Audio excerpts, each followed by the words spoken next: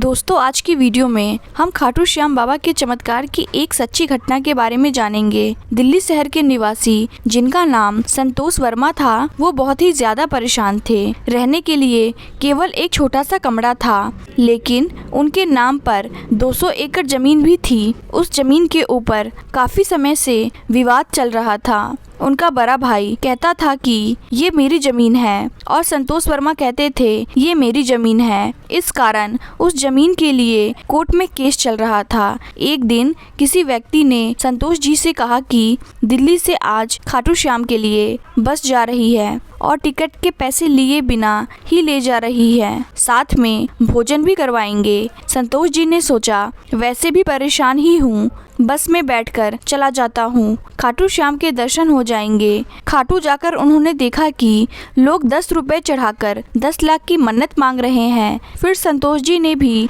5 रुपए निकाले और कहा कि बाबा ये लो 5 रुपए और मेरी 200 एकड़ की जमीन मुझे दिलवा दो।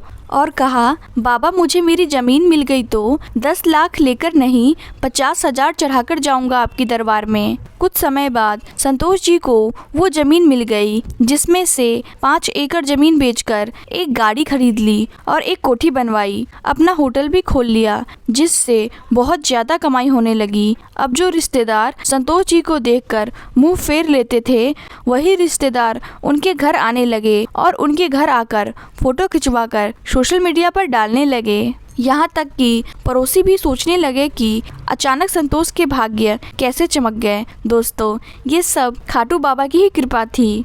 इसी तरह यूएसए से एक आदमी आया और वो भी खाटू श्याम गया। वहाँ पहुंचकर मंदिर के बाहर बैठे एक भिखारी को 500 रुपये दिए। 2015 में वापस से वो मंदिर गया। अब की बार वो भिखारी फिर वहीं बैठा था।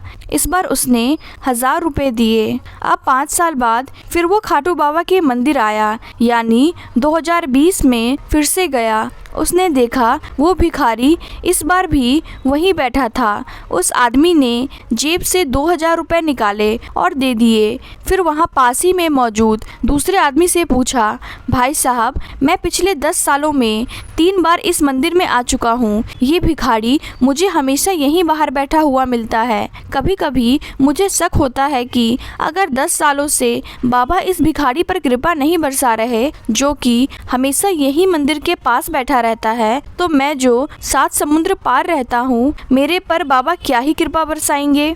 ये सुनकर आदमी ने कहा, भाई साहब, आप 10 साल बाद क्या 20 सालों बाद भी यहाँ आओगे तो ये भिखारी आपको यहीं बाहर बैठा मिलेगा, क्योंकि मंदिर के बाहर से भीख मांगेगा तो जिंदगी भर भीख मांगता रह जाएगा, लेकिन एक बार मंदिर के भीतर जाकर बाबा के सामने भीख मांग ली तो बाहर बैठकर भीख कभी नहीं मांगना पड़ेगा। दोस्तों, खाटू जी के लाखों भक्त दुनिया में फैले हुए हैं, लेकिन जब भी खाटू श्याम के परम भक्तों की बात होती है तो श्री श्याम बहादुर जी सिंह का नाम सबसे ऊपर आता है। राजस्थान के श्याम बहादुर नाम के एक व्यक्ति खाटू बाबा के परम भक्त थे।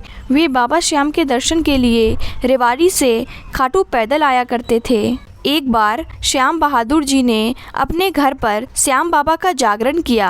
आश्चर्य की बात ये हुई कि स्वयं श्याम बाबा ने प्रकट होकर उन्हें दर्शन दिए। इसके बाद जब भी श्याम बहादुर जी को मौका मिलता, वो खाटू बाबा के दर्शन करने पहुंच जाते। एक बार श्याम बहादुर जी भक्त मंडली के साथ श्याम बाबा के दर्शनों के लिए पहुंचे। उस दिन वहां के राजा के आदेश से श्याम बाबा मंदिर के कपाट बंद थे। श्याम बहादुर जी ने श्याम बाबा के दर्शन के लिए बहुत विनती की, मगर मंदिर के द्वार नहीं खोले गए। निराश होकर बहादुर सिंह जी ने मंदिर के ताले पर अपनी मोड़ छड़ी मारी। खाटू श्याम के चमत्कार के कारण ताले टुकड़े टुकड़े होकर गिर गए और मंदिर के पट खुल गए। चारों ओर बाबा श्याम और श्याम बहादुर सिंह की जय जयकार होने लगी। और उसके बाद श्याम बहादुर जी ने खाटू श्याम का दर्शन किया और उसके बाद वो श्याम कुंड पहुँचे। वहाँ जाकर श्याम बहादुर जी ने सभी उपस्थित भक्तजनों को खाटू बाबा का आदेश सुनाया कि जो भी व्यक्ति उनके जल कुंड में उतरने के बाद उतरेगा,